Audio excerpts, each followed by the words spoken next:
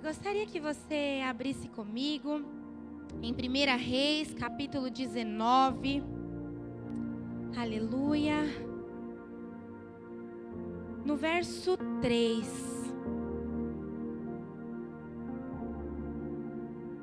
Aleluia. Glória a Deus. O Senhor já está neste lugar. A palavra do Senhor diz assim: o que vendo ele se levantou e para escapar com vida se foi e veio a Berseba, que é de Judá, e deixou ali o seu moço. E ele se foi ao deserto, caminho de um dia, e veio, e se assentou debaixo de um zimbro, e pediu em seu ânimo a morte, e disse: já basta, ó Senhor, toma agora a minha vida, pois não sou melhor do que os meus pais. No verso 5 diz assim: e deitou-se e dormiu debaixo de um zimbro. E eis que então um anjo o tocou e lhe disse: levanta-te e come. E olhou, e eis que à sua cabeceira estava um pão cozido sobre as brasas e uma botija de água. E comeu, e bebeu, e tornou a deitar-se. E o anjo do Senhor tornou a segunda vez, o tocou e disse: levanta-te e come, porque muito comprido será o teu caminho. No verso 8 diz assim: levantou-se, pois, e comeu, e bebeu, e com a força daquela comida caminhou 40 dias e 40 noites, até o Horebe, o monte de Deus. E aí no verso 9 diz assim: ali entrou numa caverna e passou ali a noite. E eis que a palavra do Senhor veio a ele e lhe disse: que fazes aqui, Elias? E o Senhor disse a Elias: que fazes aqui, Elias? Eu queria nesse momento que você fechasse os olhos comigo. Sei que o pastor orou por mim, a igreja orou por mim, mas é que eu passo um dia muito corrido, né? Trabalhei desde cedo, então eu gosto de clamar a presença do Senhor. Então você que pode, clame comigo. Senhor Jesus, nós estamos aqui, Pai, mais uma noite. Espírito Santo de Deus, eu peço para que eu venha me desligar, Pai, de tudo que não vem de Ti. E eu te peço, Senhor, para que a Tua presença venha nos tocar nessa noite. Pai, que eu esteja sensível ao Teu falar, meu Pai. Ah, Deus, que eu consiga ouvir nessa noite, que eu consiga sentir, Pai, tudo aquilo quanto o Senhor quer ministrar para a Tua igreja. Pai, que eu venha diminuir para que o Senhor cresça, para que o Senhor seja exaltado neste lugar, para que o Senhor apareça nesse lugar e para que a sua glória seja a grande evidência da tua presença nessa casa. Ah, Espírito Santo de Deus, que todo aquele que talvez entrou aqui, talvez se sentindo como Elias, possa sair daqui reconhecendo o quão grande é a tua bondade sobre as nossas vidas. Ah, papai querido, papai amado, eu te peço, fica aqui comigo, Senhor, não me deixa sozinha por nenhum segundo.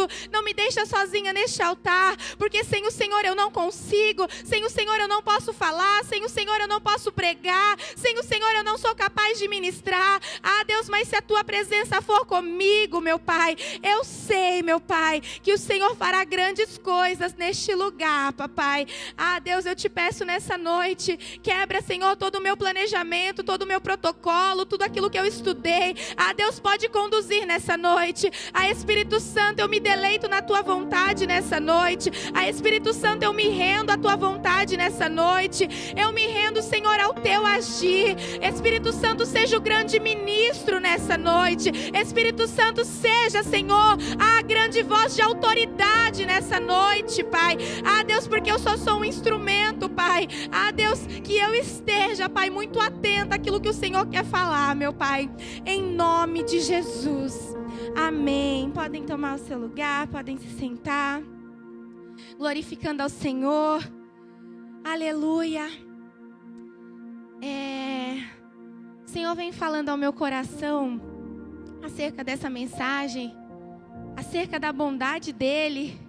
Mas eu confesso que eu não sabia ainda em que palavra, em qual passagem que o Senhor iria ministrar ao meu coração. E hoje eu gostaria de falar para vocês sobre a bondade de Deus, sobre o quanto Deus é bom, sobre essa bondade que é revelada nos momentos de fragilidade humana. Sobre uma bondade de Deus que ela fica ainda mais evidente, mais aparente nos nossos dias de maior dificuldade. Eu quero falar sobre uma bondade de Deus que ela fica tão clara quando nós estamos nos momentos mais difíceis da nossa vida. E aqui nós vemos através da vida de Elias, que era um homem, que era profeta do Senhor, que era um homem que era instrumento do Senhor, que era um homem que viu Deus realizar grandes coisas. Elias era um homem que ele estava em contato íntimo com Deus. Nós vemos que Elias, ele viu um morto ressuscitar. Nós vimos Elias, ele presenciou grandes milagres da parte de Deus. O morto ressuscitou. Quando ele orou pedindo prova do Senhor para que Deus provasse que ele era o Deus de Israel, Deus mandou fogo do céu através da palavra de Elias. Elias viu parar a chuva por um longo tempo. E depois também Elias viu Deus mandar chuva.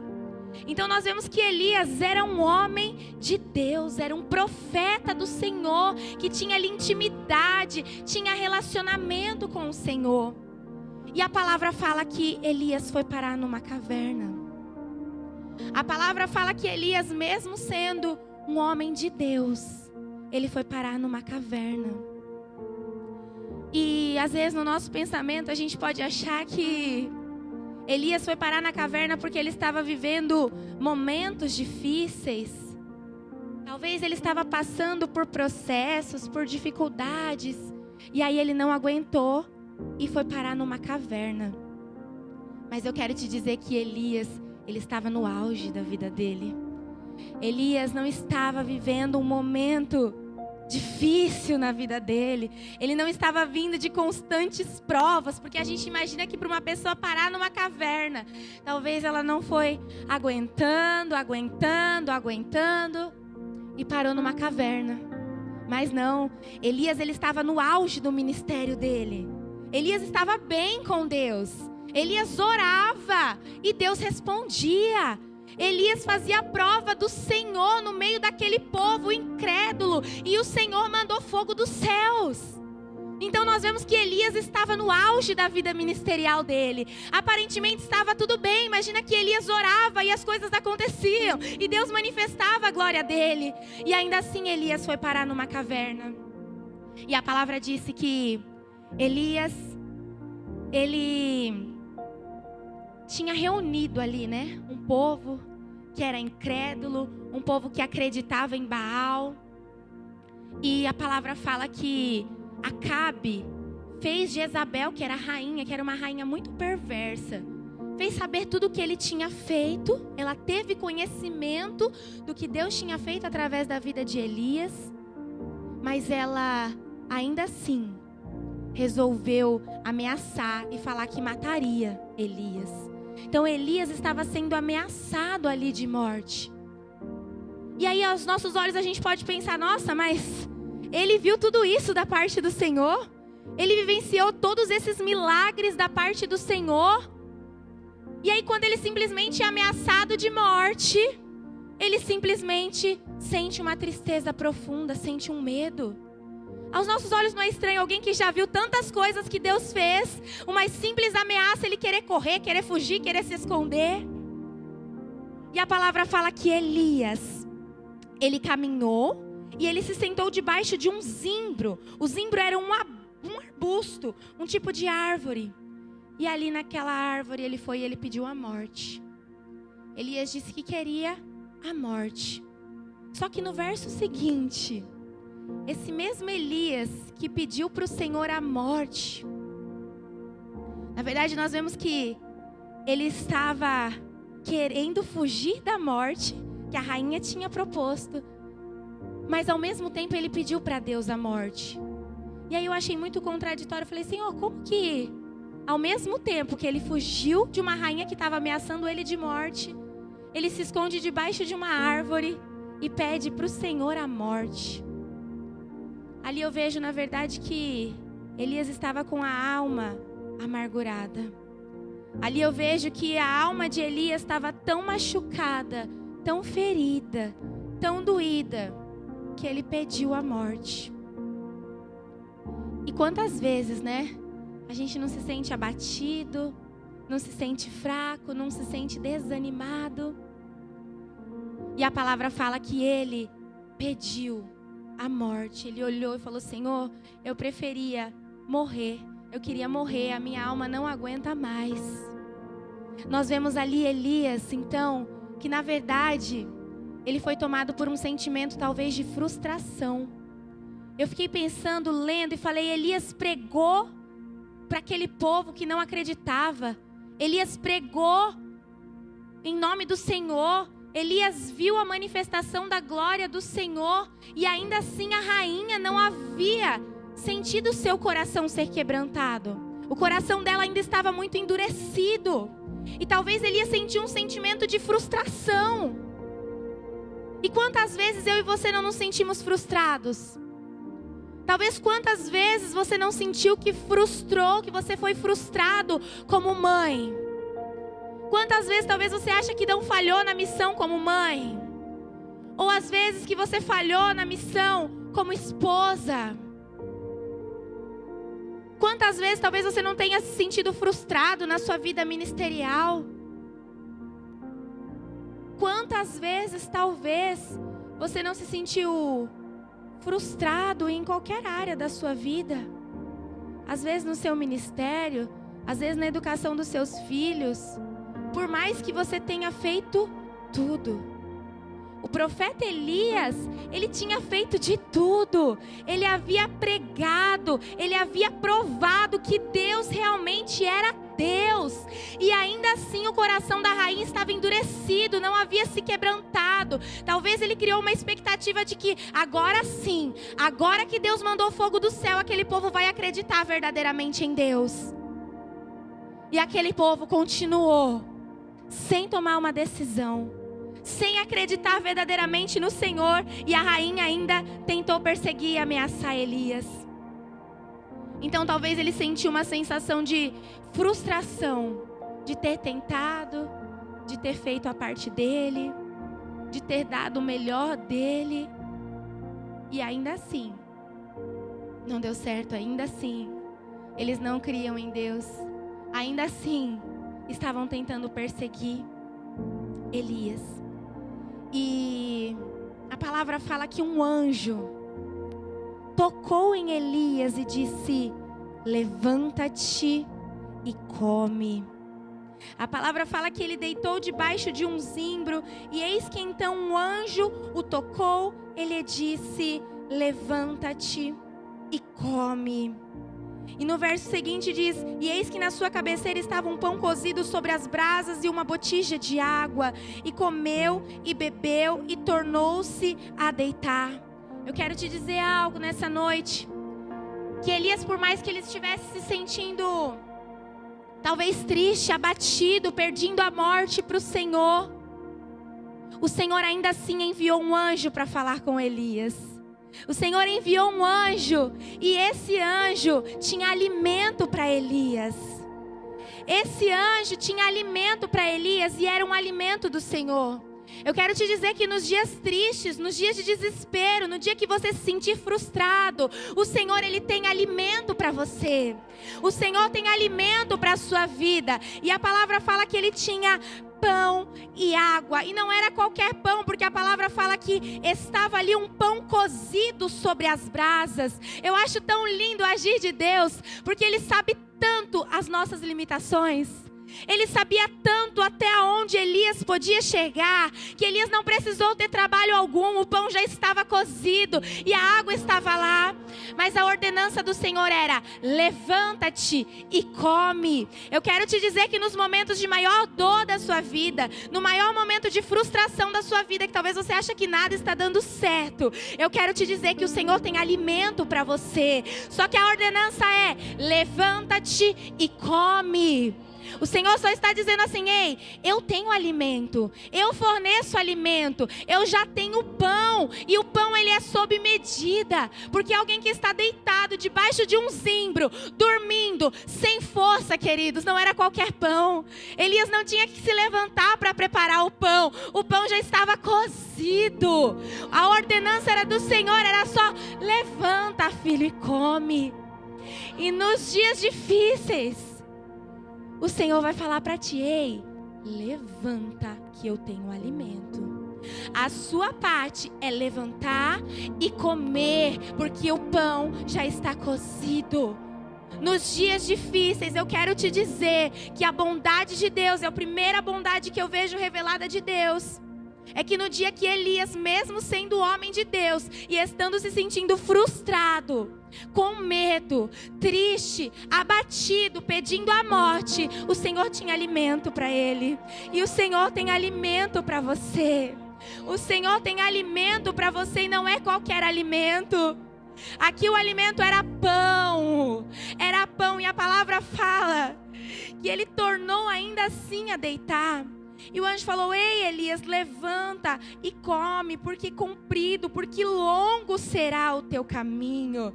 O Senhor está falando: você precisa se levantar e se alimentar, porque o seu caminho ainda é muito longo, porque eu tenho muitas promessas para cumprir na sua vida, eu tenho muitas coisas para fazer na sua vida. Então, se você está se sentindo desanimado, levanta e come, porque o pão do Senhor é um pão que fez Elias caminhar por 40 dias. Não era qualquer pão, era um pão sobrenatural, era um pão do céu.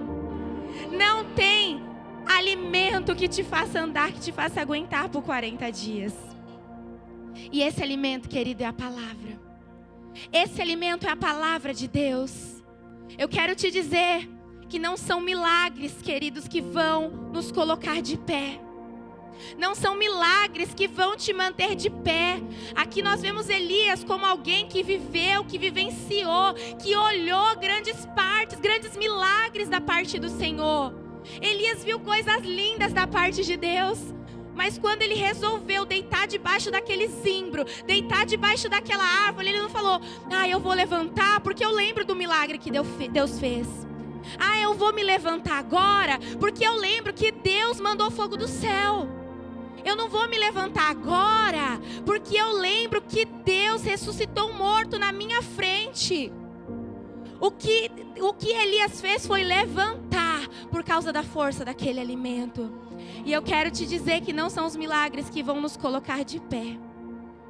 Nos dias difíceis, queridos, o que vai te manter de pé é a palavra do Senhor. Nos dias difíceis, o que vai te colocar de pé é a palavra de Deus, é essa Bíblia, é a presença do Senhor. É isso que coloca eu e você de pé. Nos dias de dor, a dor é tão grande que você não vai ficar lembrando do que Deus fez, do milagre que Deus fez lá atrás. Porque sabe qual é a intenção do inimigo? É fazer justamente você apagar, você ofuscar dos seus olhos, da tua visão, tudo que Deus já fez de bom na sua vida. Nos dias de dor, parece que o inimigo quer esconder tantas coisas boas que Deus fez na nossa vida, que Deus fez na sua vida. Então, nos dias de dor, nos dias que você se sentir decepcionado, triste, abatido, sozinho, o que vai te manter de pé é o alimento. O que vai te manter de pé é a palavra de Deus.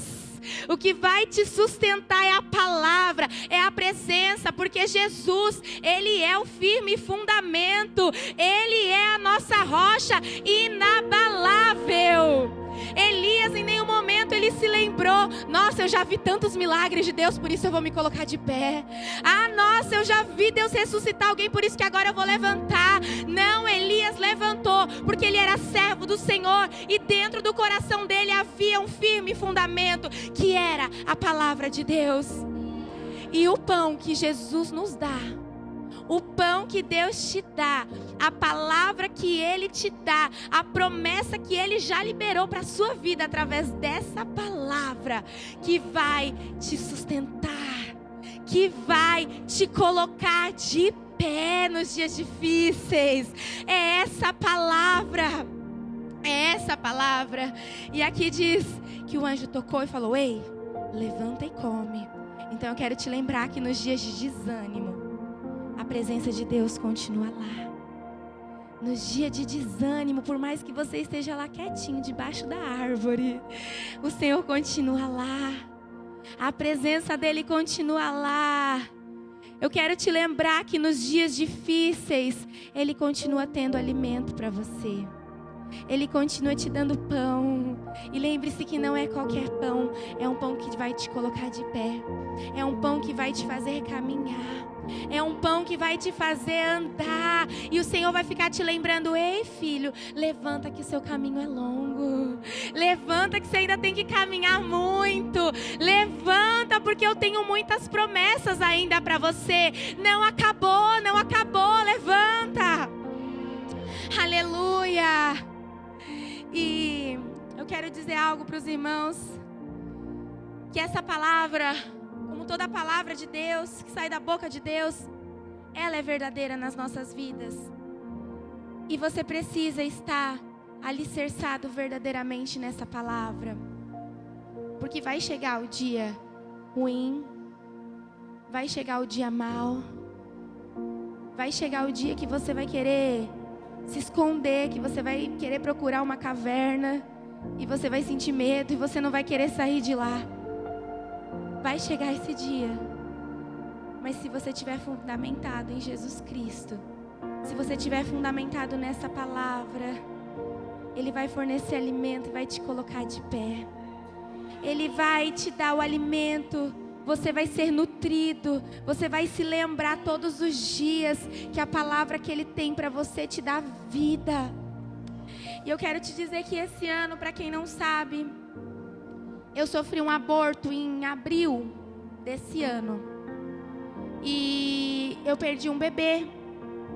E para mim a sensação que eu tive naquele momento foi uma sensação de frustração.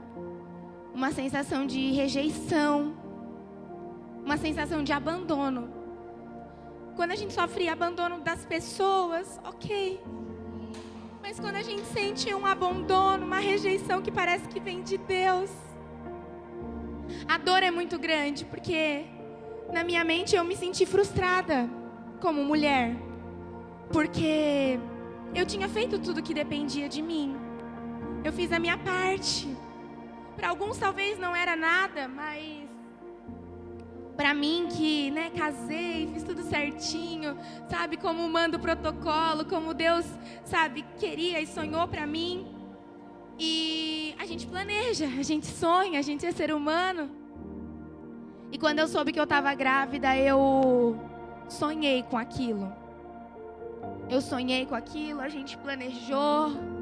A gente já via tudo, a gente chamava, a gente falava, mesmo que ainda estava no começo. E aí, de repente, quando nós fomos fazer a ultrassom, o coração do bebê já não estava mais batendo. E esse aborto foi em abril, e nós tivemos que ir para o hospital, eu tive que ir para o pronto-socorro, lá em Santos. E eu não estava tendo um aborto assim simples, que a pessoa às vezes tem em casa e vai, não, eu senti muita contração, muita dor. E as médicas falavam: olha, você está tendo a contração como se fosse de um parto normal. E eu gritava de dor, gritava. E estava lá eu e o Matias sozinho. E nós gritávamos, e foi momentos assim que eu clamava o sangue de Jesus. Eu falava: Senhor, eu sei que eu não estou sozinha. E era uma mistura de dor física com dor emocional. E foi um momento que parecia que a mão humana não tinha como alcançar a minha dor. Era um momento que a ajuda humana, eu tive ajuda, eu recebi amor, recebi carinho das pessoas, mas era uma dor tão grande na alma que a mão humana, a mão de homens, não tinham poder ali para alcançar. E aí nós voltamos do hospital, saímos de lá, e eu chorava muito, e o Matias veio no carro e ele falou assim: amor, nós vamos chegar e no próximo culto nós vamos adorar, né? E eu chorando. Aí ele: amor, nós vamos adorar, né? E eu falei, nós vamos adorar, porque nós adoramos a Deus sempre, no ano inteiro, em todas as fases das nossas vidas. E eu falei, que louvor que nós vamos louvar. E foi esse louvor que Deus colocou no nosso coração. Minha fé está em Cristo, me âncora do mar, meu firme fundamento jamais me deixará. Minha fé está em Cristo, me âncora do mar, meu firme fundamento jamais me deixará.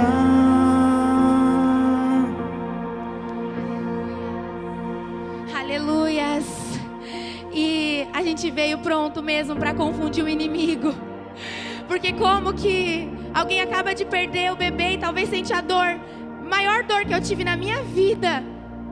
E a gente teve força para declarar que a minha fé estava em Jesus Cristo, que Ele era a minha âncora no mar, que Ele era o meu firme fundamento.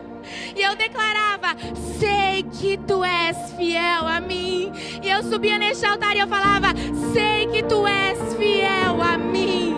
Eu sei que o Senhor continua sendo fiel a mim, a nós, a nossa casa. Porque a fidelidade de Deus não está relacionada àquilo que Ele me dá. E se a gente se prende em milagres, vai ter um dia talvez que Deus não queira te dar esse milagre. Mas se você estiver fundamentado em Jesus Cristo, se Ele for o seu alimento, você permanece de pé. Você permanece de pé. Então nos dias difíceis, lembre-se que Ele é o seu firme fundamento. E adore ao Senhor, não importa as circunstâncias. É difícil? É. Parece que os nossos lábios eles querem se fechar. Mas eu falei, quantas vezes o ano inteiro nós declaramos, eu sei que Tu és fiel. Enquanto tiver fôlego em mim, eu vou Te adorar. Eu Te adoro pelo que o Senhor é, não pelo que o Senhor me dá. E chega um momento de nós realmente adorarmos o Senhor por quem Ele é. E eu quero te dizer que nós viemos para o culto, adoramos. E eu passei dias difíceis, eu chorei muito na minha casa. Orei muito, mas todos os dias o Senhor falava, ei, eu tenho alimento para você, filha, se levanta. Levanta que eu tenho alimento para você. E eu comecei a buscar o Senhor incessantemente, porque eu falava, Senhor, eu preciso Te sentir. Senhor, eu preciso sentir o Teu toque. Senhor, eu preciso ouvir o Senhor falar comigo. Senhor, eu preciso do Senhor, porque eu suporto qualquer coisa, mas sem a Tua presença eu não vou suportar. Eu preciso do Senhor, eu preciso que o Senhor derrame da Tua alegria sobre mim. E eu quero te dizer que Deus ouve essa oração, porque Deus, Ele vê o meu e o seu sofrimento.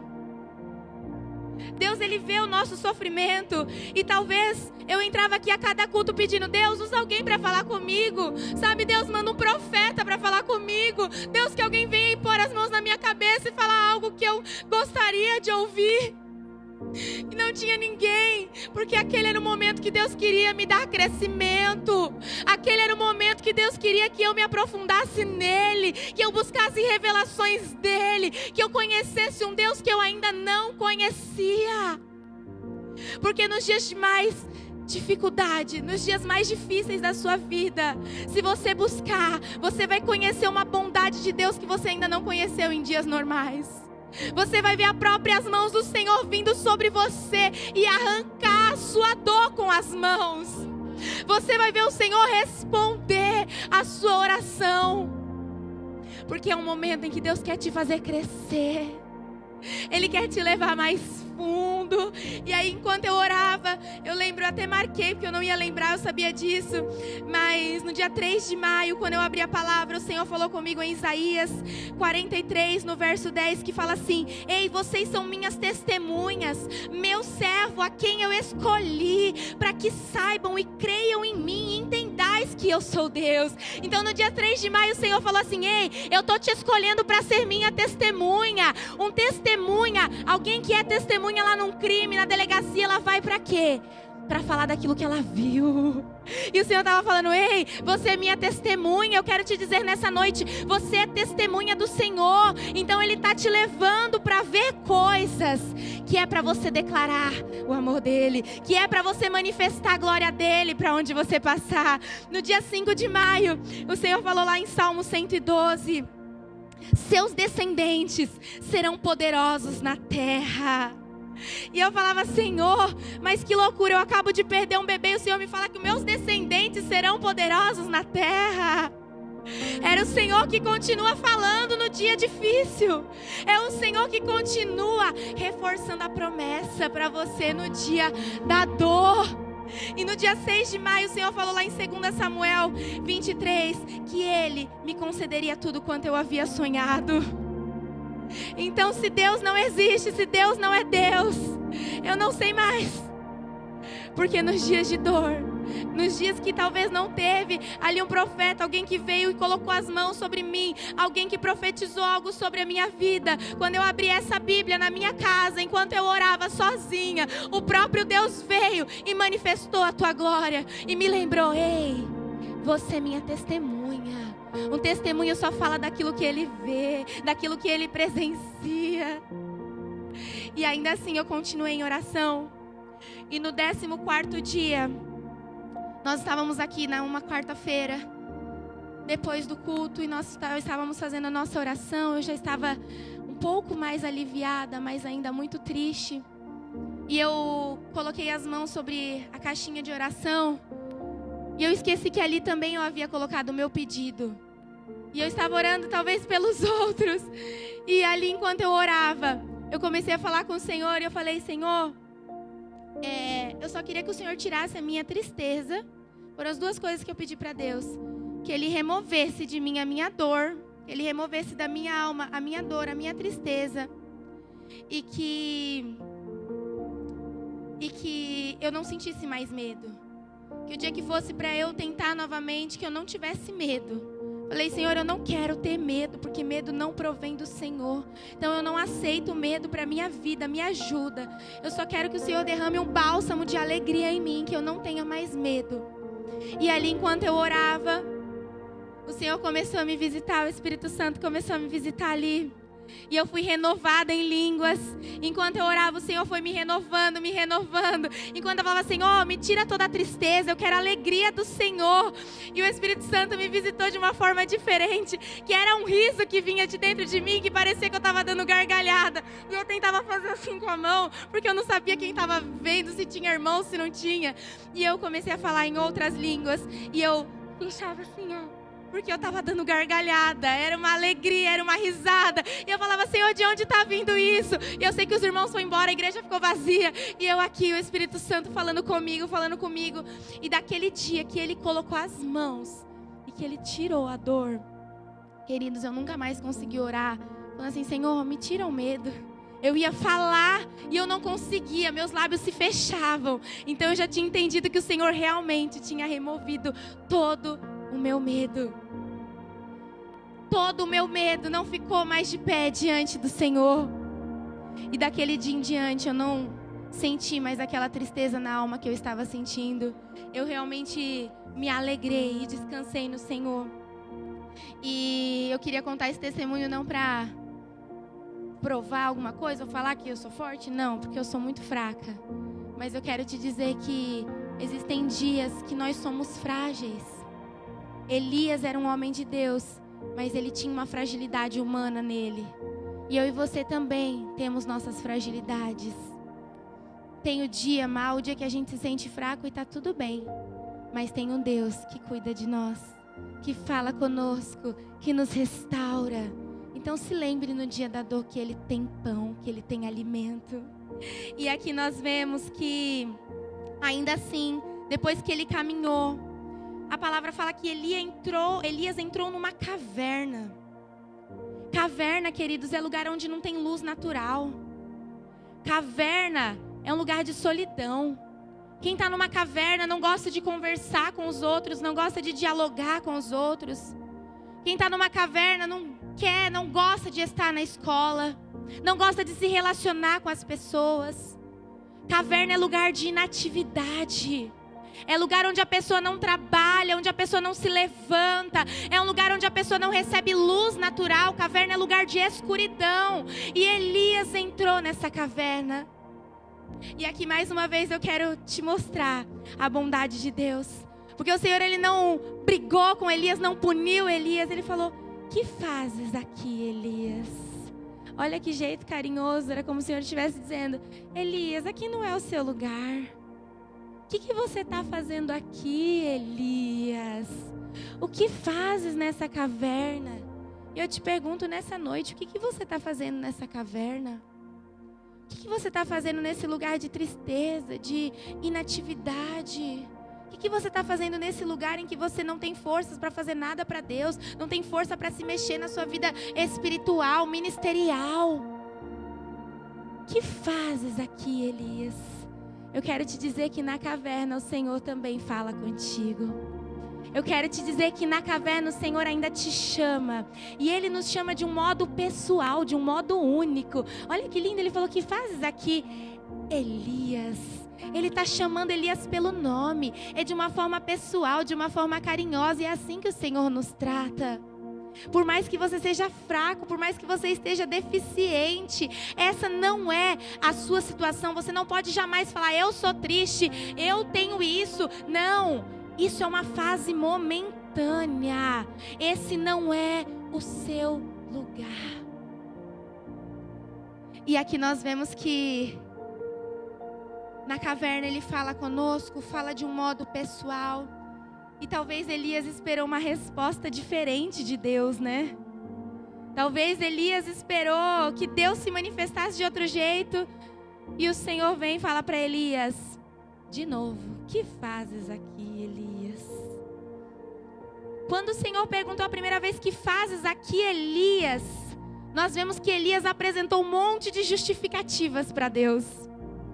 Nossa, Elias começou a falar assim para Deus: ai Deus, tenho sido muito zeloso com o Senhor dos exércitos, porque os filhos de Israel deixaram teu concerto, derribaram os teus altares, mataram os profetas, e eu fiquei só. Tadinho de Elias. Quantas vezes eu e você nos colocamos nessa posição de coitados? Entramos numa caverna e achamos que Deus vai vir passar a mão na nossa cabeça. Entramos numa situação de tristeza, de desânimo espiritual, não queremos fazer nada para Deus e achamos que Deus vai vir passar a mão na nossa cabecinha. Ou que o pastor é obrigado a ir passar a mão na sua cabecinha e te mimar. Não, olha que engraçado. Ele fala: que fazes aqui, Elias? Elias dá um monte de justificativa. Talvez ele espere uma resposta diferente do Senhor. E o Senhor vem de novo e fala: que fazes aqui, Elias? O Senhor continua falando: o que você está fazendo aqui? As suas justificativas para mim não importam. Eu quero continuar o propósito que eu tenho na sua vida. Eu quero continuar o que eu tenho para você, ainda que você esteja fraco. Então eu quero te dizer que aqui na caverna o Senhor também revela a bondade dele, nos chamando, falando conosco e também nos restaurando. Porque o Senhor, através dessa frase de amor, Ele lembrou Elias que ainda havia um propósito. Por mais que ele tivesse a fragilidade, a fraqueza dele, Ele lembrou que ele tinha um propósito. E é tão verdade isso que mesmo Elias, nesse momento fraco, o Senhor ouve ele, o Senhor pergunta novamente: que fazes, Elias? E aí o Senhor fala: vai, volta pelo teu caminho. Aí fala: unge o rei da Síria, unge o rei de Israel e unge o profeta em teu lugar. Aqui eu vejo que mesmo Elias sendo fraco, estando fraco, Deus ainda usou, Deus o restaurou. E Deus falou: ei, eu quero te usar mesmo assim. Então sai daí, porque o meu propósito é além das tuas limitações. O propósito que eu tenho contigo é além das tuas fraquezas, das suas debilidades. Eu não me importo que você é pequeno, que você está fraco, que você está caído, porque eu sou o Deus que te restauro. E talvez ali num dia que a gente está abatido, a gente fala: Senhor, olha, me deixa aqui. Eu não quero hoje nem dar um abraço, não quero nem sorrir por mão. Me deixa aqui quieto. O Senhor fala: levanta que você vai ungir aquele, você vai ungir aquele, você vai abraçar aquele, você vai tocar naquele. Porque é o Deus que nos restaura. mesmo quando nós estamos debilitados. Então eu quero te dizer uma coisa: quando você se sentir triste, lembre-se de uma bondade que pode se revelar. Eu conheci uma bondade de Deus que eu não conhecia. Eu conheci verdadeiramente um Deus que entrou na minha dor e arrancou com as mãos. Eu conheci um Deus que eu pedi alegria, o Espírito Santo me deu uma alegria que eu não conseguia parar de rir. Não foi uma alegria momentânea, porque depois daquele dia, quando me perguntavam do que eu tinha passado, eu falo: já valeu a pena. Já valeu a pena, porque eu conheci um Deus que eu ainda não tinha conhecido. Já valeu a pena eu ter perdido um filho, porque eu vi Deus falar comigo como Ele ainda não tinha falado. Já valeu a pena, porque o Senhor me visitou de uma forma que Ele ainda não tinha me visitado. Então eu só conseguia responder: valeu a pena. Valeu a pena. E eu continuo dizendo: valeu a pena. E nesses dias eu desejo para você, talvez se você esteja passando por alguma fase difícil, peça para Deus: Deus, eu quero ver a tua bondade também nesses dias difíceis. Eu quero ver essa bondade de um Deus que me dá alimento, que me dá pão e que me faz caminhar mesmo estando doendo. Eu quero conhecer a bondade de um Deus que me chama e que me usa mesmo eu me sentindo um pó, um caco. Eu quero conhecer, Deus, essa bondade. Revela essa bondade. E se você pedir isso, você vai ver uma bondade sendo revelada. E hoje, sempre que eu oro, eu lembro: nossa Deus, o que o Senhor fez comigo? Que coisa boa. Obrigada, obrigada Jesus, obrigada Jesus. E nesse momento eu gostaria que você que sente no seu coração de vir aqui à frente, ou você que nesse momento quer orar no seu lugarzinho mesmo, que às vezes você não quer que ninguém ouça a sua oração, fique à vontade. Fique à vontade, mas que você possa dobrar o seu joelho e você possa começar a falar com o Senhor: Pai, talvez eu esteja me sentindo debilitada em alguma área da minha vida. Talvez eu esteja me sentindo frustrada em alguma parte da minha vida. Mas eu quero, Senhor, sentir a tua bondade. Para cumprir, aleluia. promessa feita.